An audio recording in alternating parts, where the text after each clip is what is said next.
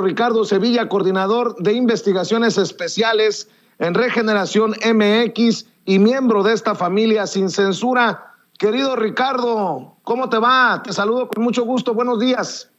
Buenos días, público memorioso, querido Vicente. Pues aquí en ya vísperas de que termine este 2021, un 2021 que ha sido plétora en experiencias políticas, económicas, sociales, culturales y que está consolidando un gobierno hecho para los pobres, planeado así desde aquellas campañas de López Obrador que le fueron arrebatadas por el PRIAN, pero que ahora se consolidan. Él nunca engañó, él nunca mintió, jamás dijo que iba a gobernar para las élites, jamás dijo que iba a gobernar para esos grupúsculos, al contrario, se los advirtió, dijo que iba a gobernar para los más pobres, para los más necesitados, para los grupos vulnerables, y lo está cumpliendo cabalmente. Ayer me llamaba muchísimo la atención esa mesa que después de las mañaneras se lleva a cabo en Latinus, pues ya sabes, esa empresa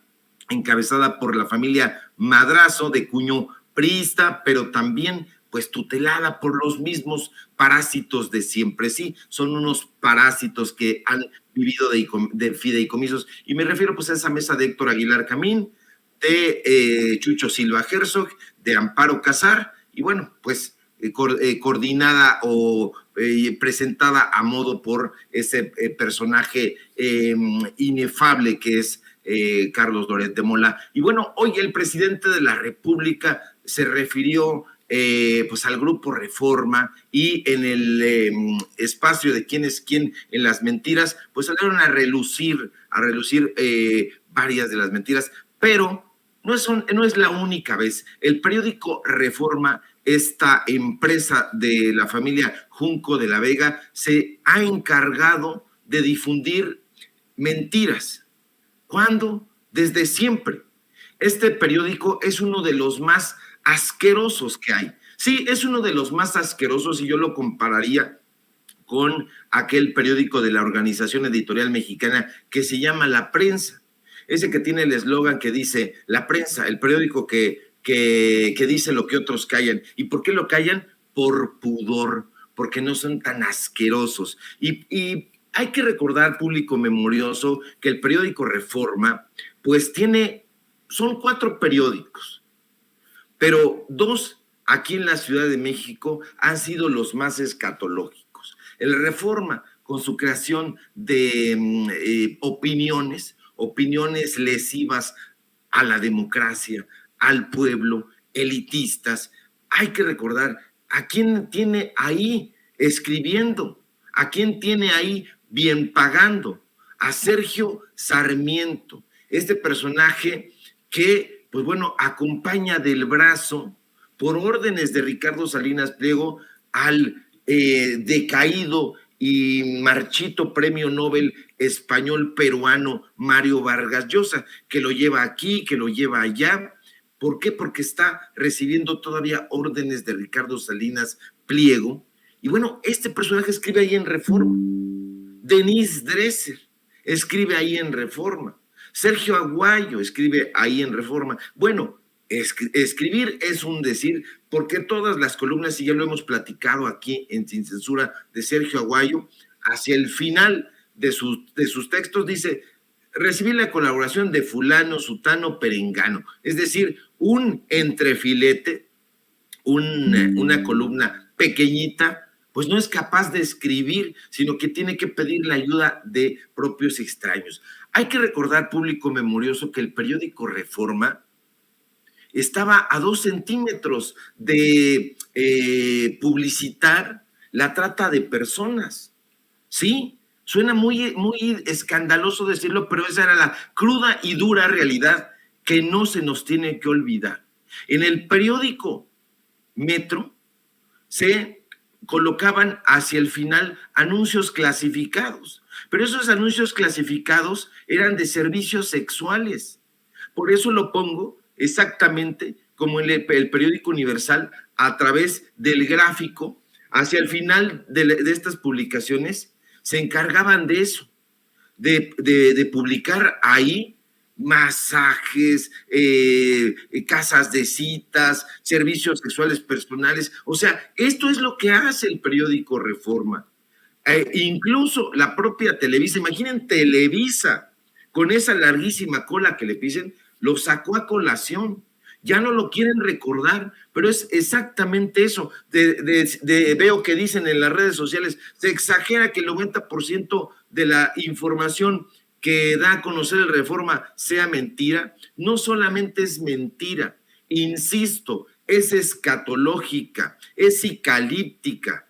No solamente hay que tener en el marco a estos personajes que están atacando a López Obrador, a la Cuarta Transformación, que siguen puntualmente la agenda de los empresarios, concretamente la agenda de empresarios del norte y particularmente la agenda de Junco de la Vega, pero que se dan pases cruzados.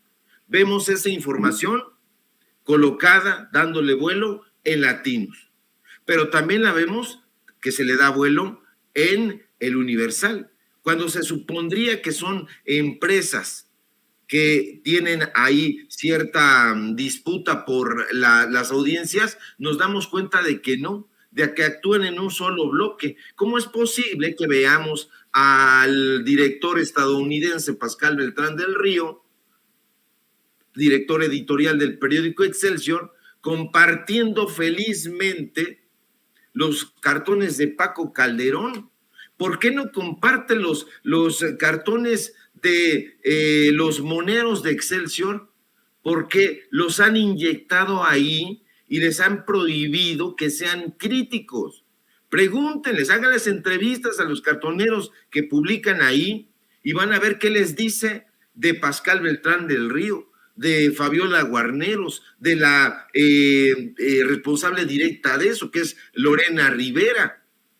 Pues no los dejan criticar, les publican ahí monitos ya desenvenenados de toda crítica y entonces están haciéndole el caldo gordo al periódico Reforma entre el Universal, el Excelsior, el Financiero y bueno, pues todos estos periódicos satélites, el Mural, el Metro, el Gráfico, etcétera.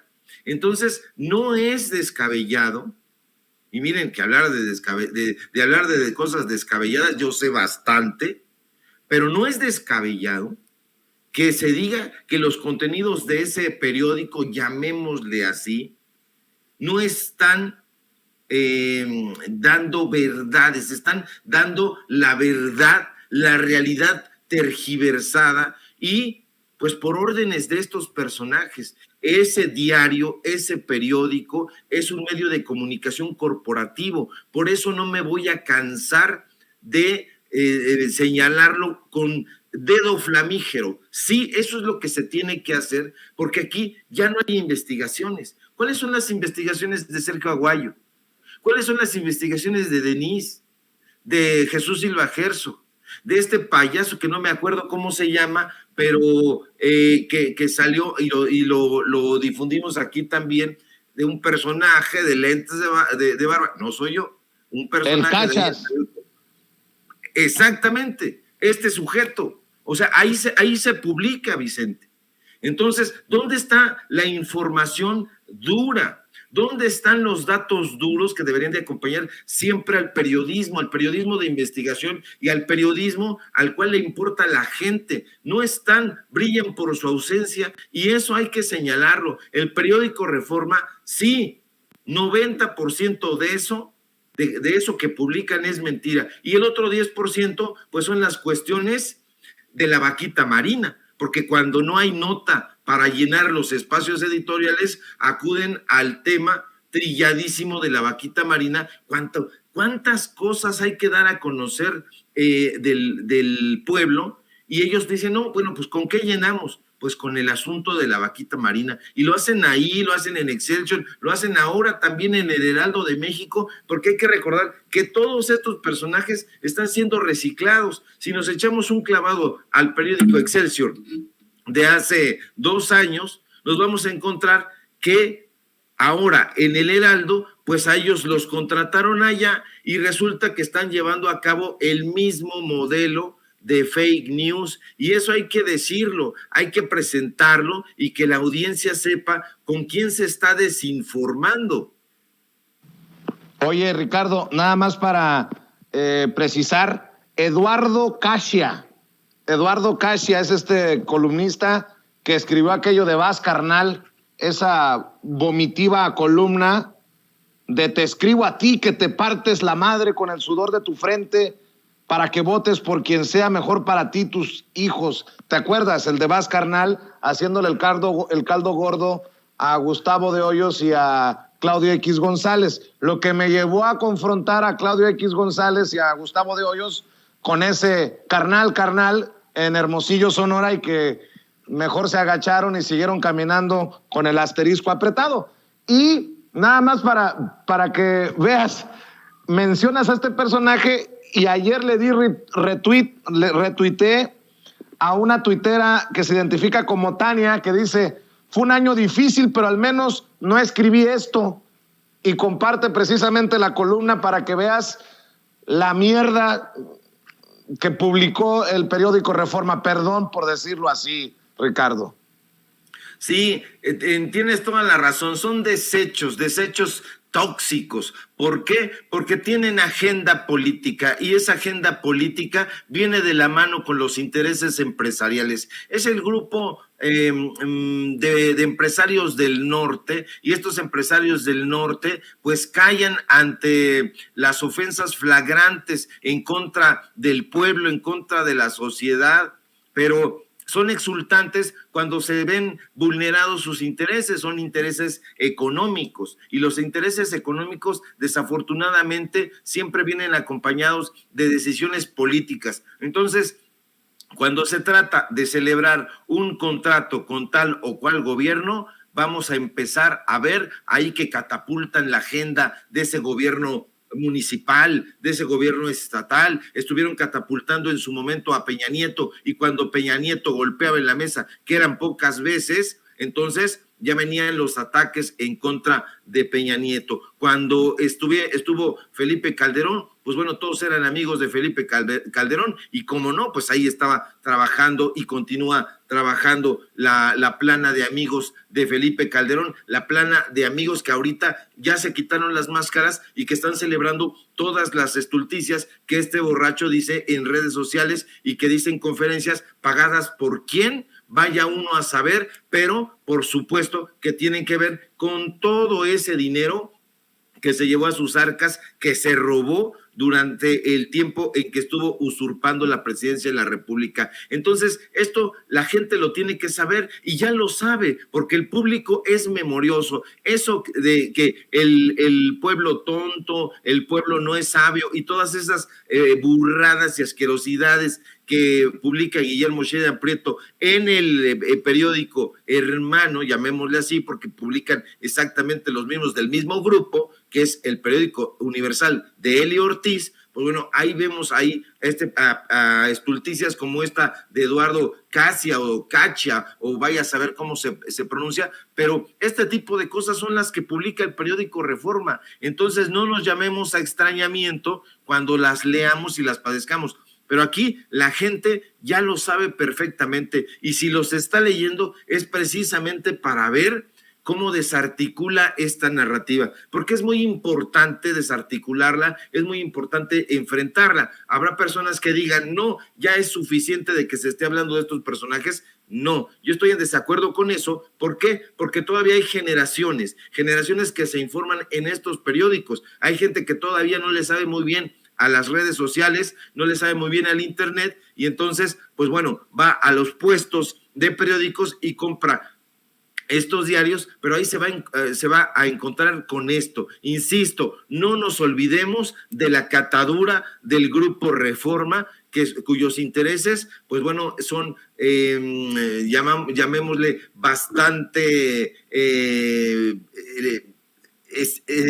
son como una liga, se estiran a favor de tal o cual personaje político, de tal o cual empresario, dependiendo de si le sirven esos intereses, y si no le sirven, entonces los vamos a ver ahí ventilados en el Templo Mayor, como pasa también en el Trascendió de Milenio, como pasa también en los frentes políticos del periódico Excelsior. Entonces hay que tener mucho ojo con eso y hay que alertar a la población para que se venga a estos espacios independientes, estos espacios informativos que no tienen línea editorial y que justamente por su riqueza, por ser tan heteróclitos, personalidades de distintas filiaciones, de distintas formaciones, vienen aquí, expresan su opinión, dan un contexto muy interesante que habría que impulsar mucho más y dejarnos de estar escuchando a estas mismas vacas ya viejas y marchitas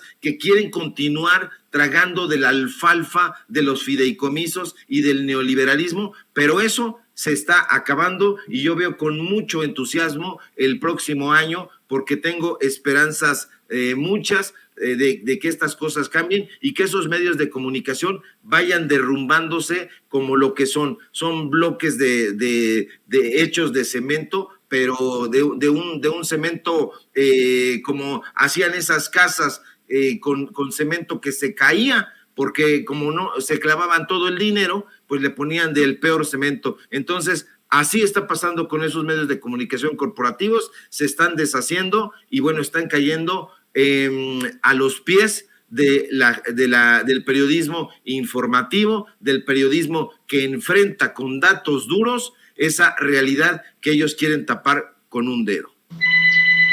Permíteme, mi querido Ricardo, apoyar con dos ejemplos esto que estás analizando del periódico Reforma. Déjame contribuir con dos ejemplos. Uno, porque lo sugiere, nótese mi sarcasmo, Fernando Belaunzarán, que dice: es preocupante la estela de odio desatada con las calumnias e infamias que lanza López Obrador desde sus mañaneras. Lean a Sergio Aguayo, quien al parecer cerró su cuenta de Twitter por los ataques, insultos y amenazas recibidas. Odios Mexicanos publica en el periódico Reforma Sergio Aguayo, el académico, al que solo le faltó llamar a Andrés Manuel Díaz Ordaz. Dice: el rencor sigue su marcha incontenible. ¿Qué hacer? Imposible saber si en algún momento nos deslizaremos por el abismo, dice Sergio Aguayo. Pensaba dar por concluido el intercambio de opiniones con el presidente. Fue áspero, pero sin injurias. Añado esta columna por tener evidencia empírica de que las mañaneras son uno de los detonadores del odio en redes sociales. El miércoles 8 de diciembre publiqué la columna Ecos del 68. Hacía algunas comparaciones entre el 68 y el conflicto en el CIDE y llamaba al diálogo. Recibió poca atención en redes. 2 tuits sabatinos incrementaron el interés durante el fin de semana. Primero fue Reforma recomendando la columna. Luego una cuenta me botaba al basurero de la historia y descalificaba a los académicos del CIDE por privilegiados. Repercutió con moderación. Eso cambió a partir de la mañanera del lunes 13. En ese espacio el presidente me tachó de intelectual deshonesto porque lo comparé, según él, con Gustavo Díaz Ordaz. Respondí con un tuit negándolo. Jamás lo he equiparado porque Andrés Manuel López Obrador nunca ha sido un represor. Sí dije que algunos sectores de la 4T, señalé a CONACYT, replicaban actitudes del 68 al descalificar a la comunidad del CIDE, tomar decisiones autoritarias y rehusarse al diálogo. El Colegio de México es, como el CIDE, una institución pública de investigación y docencia de excelencia. Ahí coordina un proyecto encabezado por Gabriela Cruz Alonso sobre el odio en redes. Pedí una opinión a su equipo y la respuesta fue un caudal de cifras según las cuales antes de debutar en la mañanera, mi columna recibió 17 insultos. Después de ella fueron 3,110 en un lapso similar. 140 mensajes son particularmente agresivos y algunos podrían ser considerados delitos. Próximamente se publicará toda esta investigación que confirmará lo encontrado en otros análisis en curso. El estudio de odio en Twitter y otras redes permite identificar una secuencia. Quienes participan en la vida pública pueden detonar oleadas de descalificación o respaldo en las cuales influyen cuentas dedicadas profesionalmente al insulto o al apoyo. Es cierto que en la inmensa mayoría de los tweets no aparece una amenaza directa, pero la sistematicidad y frecuencia a través de la cual se detona el insulto puede llegar a ser tanto más intimidante que un mensaje que atenta contra la vida de uno. Por eso es que se trata de un tema de preocupación universal. Hay momentos en que las descalificaciones se traducen en amenazas físicas. En mayo de 2020 amagaron a Reforma con poner una bomba y en octubre de 2021 amenazaron de muerte al hijo de Lili Téllez. Como ambos habían sido señalados como adversarios de López Obrador, este reaccionó pidiendo inmediatamente mesura a sus seguidores. Algunos lo escucharon, otros lo ignoraron. Cuando el rencor se desboca, es difícil regresarlo a la madriguera. El odio en México tiene una larga historia. Uno de los momentos cumbre fue la abyecta campaña de difamación lanzada por Felipe Calderón contra López Obrador en 2006. La denuncié en mis columnas de aquel año y la demostré en una obra posterior, Vuelta en U. Resulta natural que esa experiencia haya dejado una mancha indeleble en el estado de ánimo del actual presidente. Eso no justifica la ligereza con la cual lanza acusaciones sin sustento. El rencor sigue su mancha incontenible hacia lo desconocido. ¿Qué hacer? Me permito un párrafo con reflexiones personales. Asumo la inevitabilidad de la crítica, pero rechazo las descalificaciones sin fundamento. Ni he comparado al presidente con Díaz Ordaz, ni me beneficié en el viejo régimen, ni defiendo con mis textos algún privilegio. La era digital ha exacerbado los rencores porque Twitter y otras plataformas digitales lucran con los excesos y evaden la transparencia y la rendición de cuentas, y porque nuestros organismos públicos se desentienden de incursionar en un terreno espinoso y sin legislar. La violencia verbal es la antesala de la violencia física, aunque es imposible saber si en algún momento nos deslizaremos por el abismo. Con el país enlutándose por el auge del crimen organizado y una polarización política evidente, gobernantes y críticos debemos tomar conciencia sobre el ambiente que se está gestando. Son momentos para el escrúpulo en la fundamentación de lo escrito y dicho, pulcritud con los adjetivos y respeto a la dignidad del otro. Y cierra diciendo, colaboraron los integrantes del proyecto Odio y Concordia del Seminario sobre Violencia y Paz en el Colegio de México. Pues yo aquí, si he usado adjetivos, es de deshonesto a el académico Sergio Aguayo por haber escrito inexactitudes, para ser elegante, sobre nuestro corresponsal en su momento en las mañaneras, Rafa Herrera, a quien no le ofreció ni siquiera una disculpa por esas inexactitudes en su columna, en una de sus columnas en el periódico Reforma. Pero tal vez se ofenda por lo que voy a decir. Esta columna veladamente responsabiliza al presidente Andrés Manuel López Obrador de la violencia, de la polarización, y sigue sin entender lo que no entiende Sergio Aguayo. Solo un ejemplo precisamente de lo que se publica en el periódico Reforma sobre un personaje que mencionabas, querido Ricardo Sevilla. Así es, Vicente. Yo voy a ser un poco más duro porque no soporté esta columna. Realmente es un hijo de la rechingada. Es un hijo de la rechingada, y lo digo con esas palabras porque imagínate nada más. Realmente al universo le preocupa que un grupo de bots o de tuiteros le digan algo. ¿Realmente le preocupará a, no sé si haya vida en Plutón, en Marte? Pero no dice que, esto que dice, por eso es que se trata de un tema de preocupación universal. Universal en el universo, ni siquiera mundial, ni siquiera nacional. Dice que universal. De verdad que para escribir estas estulticias se necesita ser un narcisista, un arrogante.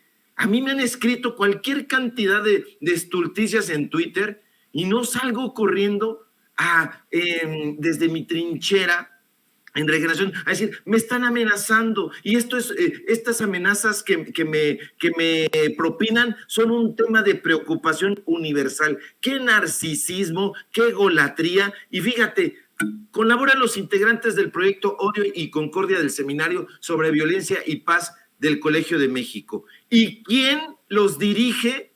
Los dirige él. Él es el coordinador de ese seminario y hay que ver por qué demonios estarían escribiendo los seminaristas este trabajo que le correspondería a él. ¿Por qué deberían de colaborar en una columna pagada por Junco de la Vega con esta estulticia? Bueno, porque son los becarios, porque él es el coordinador, porque él les ordena, y si no, salen volando del Colegio de México. Eso es nefasto. Este profesor visitante de Harvard no tiene la dignidad que dice, no tiene escrúpulos y tampoco tiene fundamentos. Esto es lo que se llama polarización, no la que está llevando a cabo el presidente de la República, sino esto.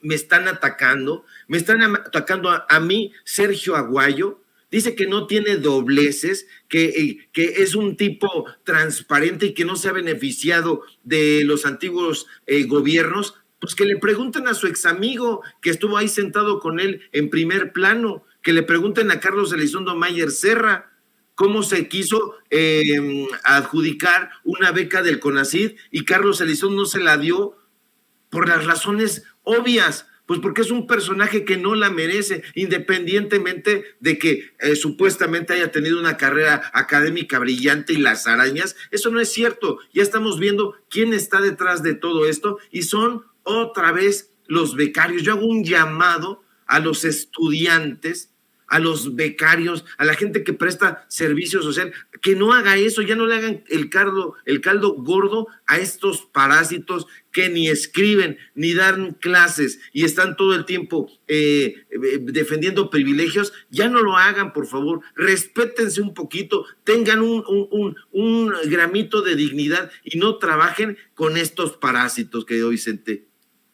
Para también detallar mi sentir sobre esta soberbia de la que tú hablas y lo dices bien, de Sergio Aguayo. Dice en un párrafo de su opinión, de su columna en Reforma: hay momentos en que las descalificaciones se traducen en amenazas físicas. En mayo de 2020 amagaron a Reforma con poner una bomba y en octubre de 2021 amenazaron de muerte al hijo de Lili Téllez. Como ambos habían sido señalados como adversarios por López Obrador, este reaccionó pidiendo inmediatamente mesura a sus seguidores. Algunos lo escucharon, otros lo ignoraron. Cuando el rencor se desboca, es difícil regresarlo a la madriguera. Yo nada más le digo, don Sergio Aguayo, ojalá que usted nunca lo amenacen de muerte. A este servidor, al equipo de Sin Censura, nos han amenazado por lo menos una docena de ocasiones de muerte. Y yo no he visto a Sergio Aguayo, ni a Lili Téllez, ni a Sergio Sarmiento, ni a Riva Palacio, ni a Loret de Mola pidiendo mesura al otro lado del espectro, al otro lado de la mesa, a esos que odian que nosotros ya tengamos una silla en el debate público, desde estas humildes trincheras independientes y alternativas.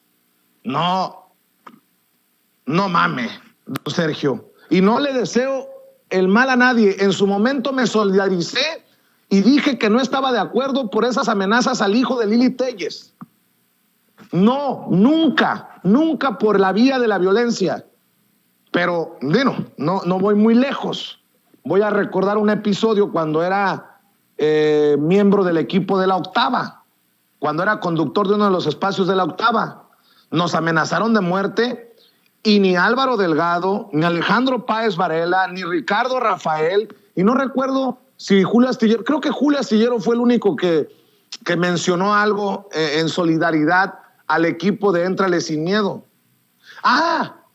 Pero cuando amenazaron de muerte a Héctor de Mauleón, todos, es que hay diferencias, un pinche youtubero con un señor que escribe libros, y ahí sí salieron a solidarizarse todos con el columnista del Universal, amigo de Chayo Robles, para que vea don Sergio Aguayo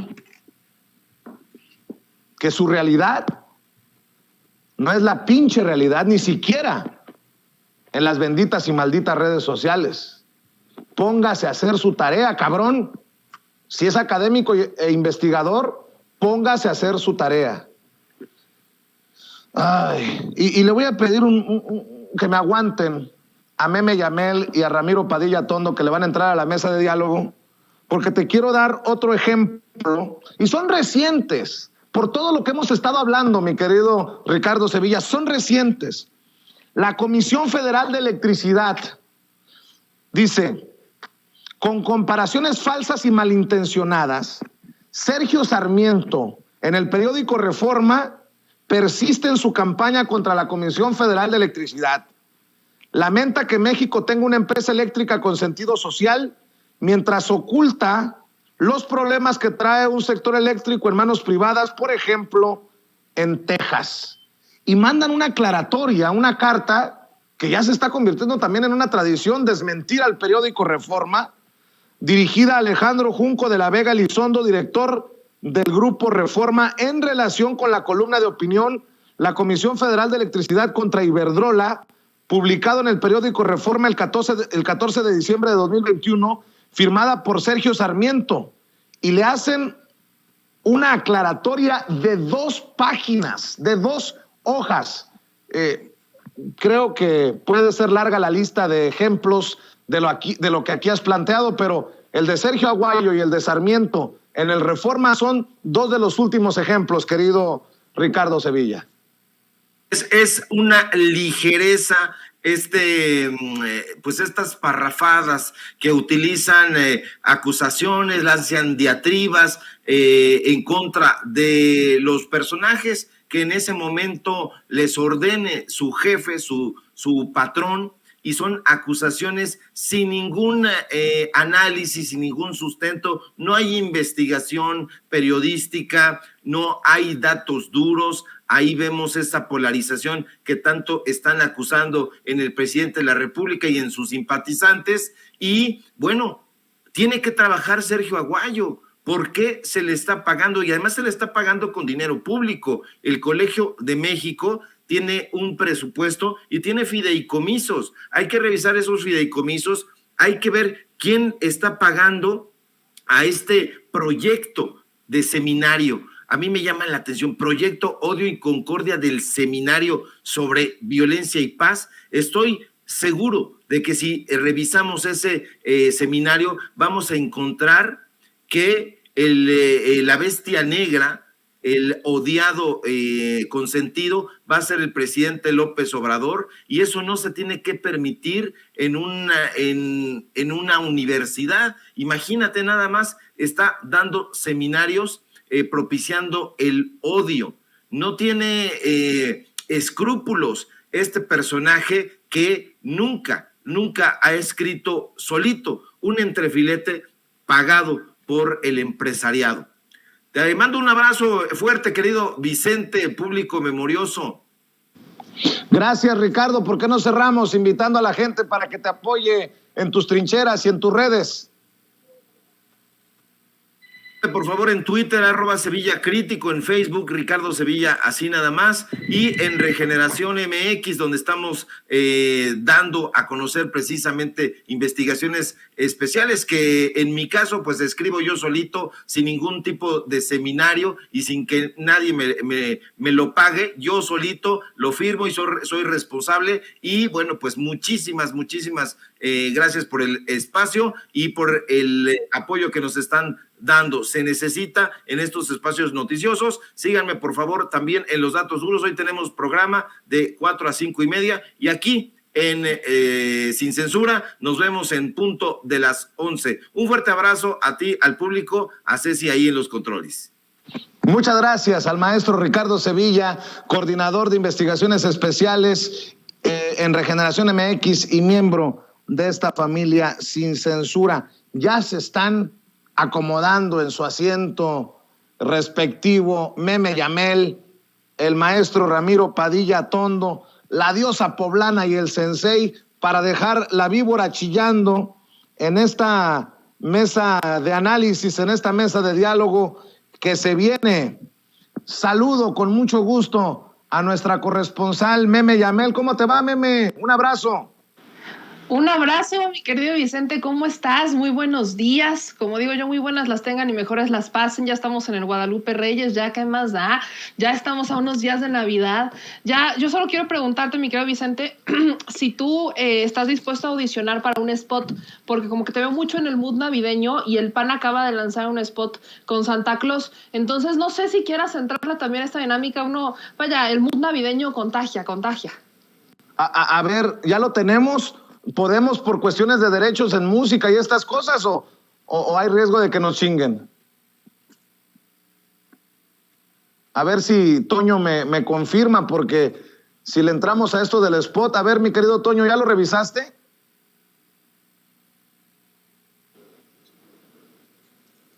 A ver, Toño, ¿qué andas haciendo, Toño? Le comentaba al equipo detrás de bambalinas, Vicente, que tiene una musiquilla ahí, pero pues si lo volteamos y lo cerramos, bueno, vamos, no sabemos si esta música sea genérica como la que utilizan en cualquier tipo de ediciones. Me parece que si lo volteamos y lo cerramos podríamos transmitirlo. A ver, vamos a ver, porque ya Yamel me provocó interés en el spot del PAN. Échelo, mi querida Ceci, échelo, mi querido David, si ya lo tenemos. Este ha sido un año bien difícil. Muchas familias han sufrido la pérdida de un ser querido a causa de la pandemia. También ha sido un año